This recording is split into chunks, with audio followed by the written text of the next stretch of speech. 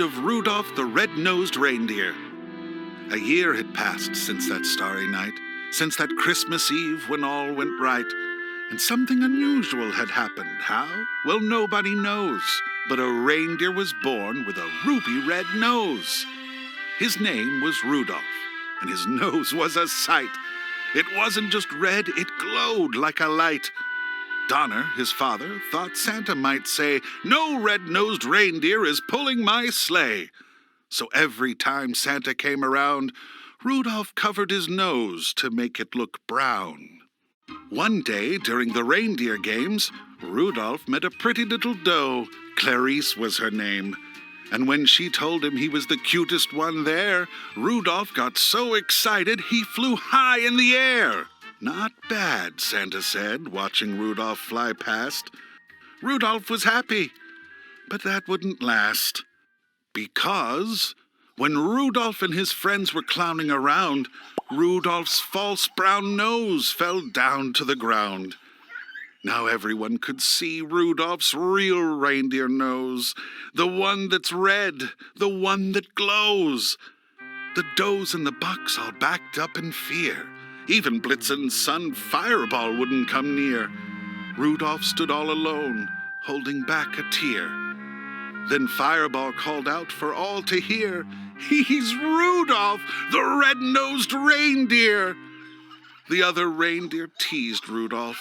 They laughed and made fun. Rudolph got so embarrassed, he started to run. Rudolph ran into the woods, and he didn't stop till he heard something nearby go plippity-plop. An elf named Hermie had popped out of the snow. He was hiding in the woods so no one would know. He didn't want to make toys like the other elves did.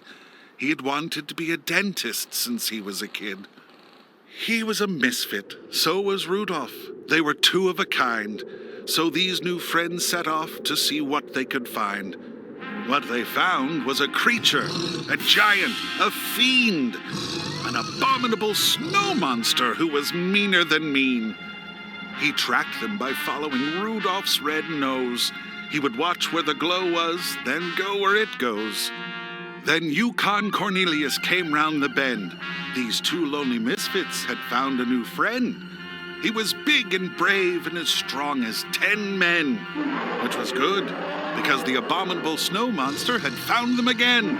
Yukon knew the monster was a bumble, and bumbles are mean. And this bumble was the biggest he'd ever seen. It chased them, roaring a terrible sound. Thumping its chest, its feet shook the ground. Rudolph ran with his friends to where the ice ends. They were trapped, or were they? Well, that all depends. With a mighty swing of his miner's axe, Yukon whacked the ice, which started some cracks. And just as the bumble got to the bay, the ice broke free, and they floated safely away. They floated to the island of misfit toys. Toys that needed homes with good girls and boys.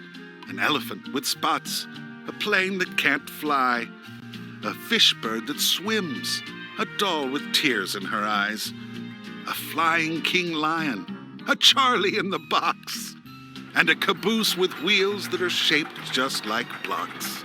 Rudolph promised that when he saw Santa again, he'd ask him to please find homes for them. You see, Rudolph knew he couldn't stay. He knew his red nose would give them away. His friends were in danger while he was around. So he left that night without making a sound. But back in Christmas Town, the news was grim. Rudolph's parents and Clarice were out searching for him. They were gone. They were missing. They had to be saved. Rudolph was sure they were trapped in the big bumble's cave. And Rudolph was right. That's where they were found. The bumble had Clarice in his clutches. Rudolph yelled, "Put her down!" And then Hermie and Yukon arrived in a sled. They tricked the bumble and dropped snow on his head. Hermie had to act fast, and before a moment had passed, he pulled all the bumble's teeth. He was a dentist at last. Then Yukon tamed that bumble. Now he's sweet as can be. So Santa let the bumble put the star on the tree. But they still had a problem that Christmas Eve. The fog was too thick for Santa to leave.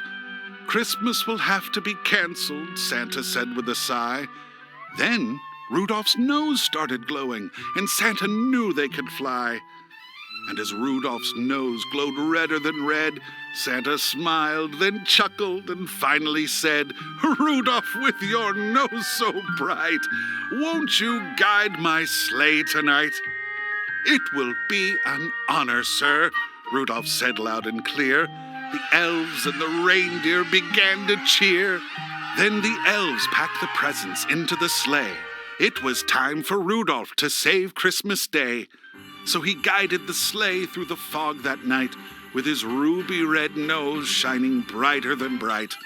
From city to city, from town to town, from rooftops to chimneys that Santa slid down, they raced through the fog till the night was done, till every toy had a home, even the misfit ones.